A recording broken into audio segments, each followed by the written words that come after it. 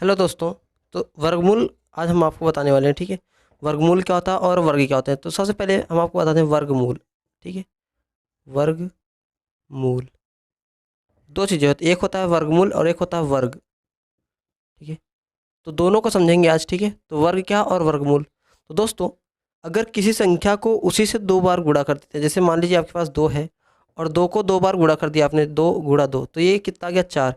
ठीक है, तो ये क्या आ गया? ये आपका निकल के आ गया वर्ग। इसे कहते हैं वर्ग। ठीक है, ये क्या है? वर्ग। और ये जो जिनसे ये मल्टीप्लाई हुआ है इसी को कहते हैं वर्गमूल। समझ आई बात?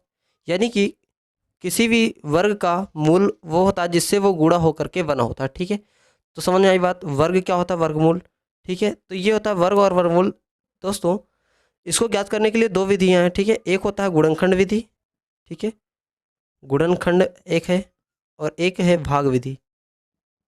एक है भाग विधि। ठीक है, तो दो विधियां हैं इसको सॉल्व करने की। ठीक है, एक गुणनखंड विधि, एक भाग विधि।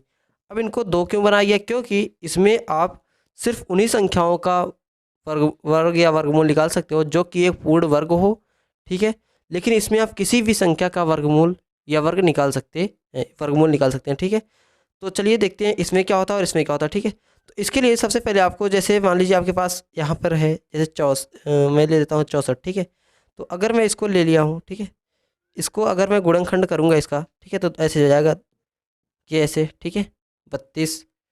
ठीक है, नहीं दिख रहा है क्या आपको? चलिए ठीक है, मैं इधर ले लेता हूँ, मैं इसको यहाँ पे लिख लेता हूँ। ठीक है, जैसे ये मान लीजिए 64 है। अब यहाँ पे इसको जब सॉल्व करोगे, दो तियाँ छः, दो दूना चार। ठीक है, फिर दो इक्कम दो, दो छः 12, फिर दो इक्कम दो, दो अट्ठे 16। ठीक है, फिर दो चौके 8, फिर दो दूना चार, फिर दो इक्कम दो। ठीक है, तो ये गुणनखंड विधि से आप निकालोगे इसको। ठीक है, इस तरीके से। इसके बाद इसको क्या किया जाता है कि यहाँ पे आप देखो, इसमें दो दो का पेयर। ठीक है, दो दो का पेयर बना जाता है। जैसे मैं यहाँ पे पेयर बना रहा हूँ, आप देखिए। ठीक है, यहाँ पे ये देखो, ये दो संख्याओं का मैंने एक पेयर बनाया, ये दो संख्याओं एक, ये दो संख्या। कितने पेयर बने? तीन। यानी मैं इसको ऐसे लिख सकता हूँ, दो गुणा दो गुणा दो। कितनी बार? तीन बार ना, क्योंकि तीन पेयर बने तो एक दो तीन। तो दो दूना चार, चार दूना आठ, तो कितना निकल के आ गया? आठ। यानी जो आठ है वो इसका वर्गमूल है। ठीक है, यानी इसका वर्गमूल कितना है? आठ। समझ आई बात? इसका वर्गमूल कितना है? आठ। समझ में आई बात? इतनी क्लियर हुई? ठीक है सर। अब देखते हैं भाग विधि। ठीक है, आप इसमें सिर्फ उन्हीं की निकाल सकते हो जिसमें पूर्ण वर्ग हो। ठीक है, जो पूर्ण वर्ग हो। ठीक है, लेकिन भाग विधि में आप किसी भी संख्या की निकाल सकते हो। अब जैसे मैं भाग विधि की बात करता हूँ, तो यहाँ पे मैं ले लेता हूँ, जैसे 1024 को ले लिया। ठीक है, इसको करने के लिए सबसे पहले आपको इकाई की तरफ से दो दो अंक का पेयर बनाना है। ठीक है, कुछ इस तरीके से। इसको बनाने के बाद आपको ये देखना कि ये कौन सी संख्या के पूर्ण वर्ग के आसपास है। जैसे ये 10 है, तो 10 से पहले कौन सी संख्या ऐसी है जो पूर्ण वर्ग है? तो तीन है ना, तीन तियाँ 9 होता है।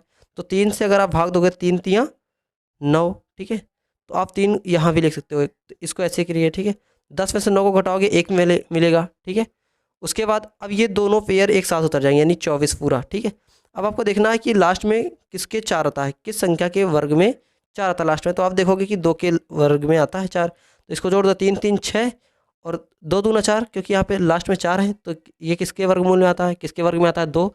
तो यहाँ पे आप क्या लिखोगे? दो। तो दो से यहाँ पर भी, तो दो दूना चार। ठीक है, दो दूना चार और दो छंग 12। तो आप देखो यहाँ पे ये पूरा खत्म। ठीक है, पूरा कट गया ना। तो ये अब यहाँ पे कितनी बार गया? दो बार। इसका यानी 1000 का जो वर्गमूल निकला वो कितना निकल गया? 32। ठीक है, तो ये गुणनखंड विधि और ये भाग विधि, दो विधियाँ हैं। ठीक है, उम्मीद करता हूँ आपको दोनों विधियाँ समझ में आई होगी। ठीक है, अगर वीडियो अच्छा लगा हो तो एक लाइक और कमेंट, ठीक है, और एक शेयर कर देना, और हो सके तो चैनल को भी सब्सक्राइब कर लेना।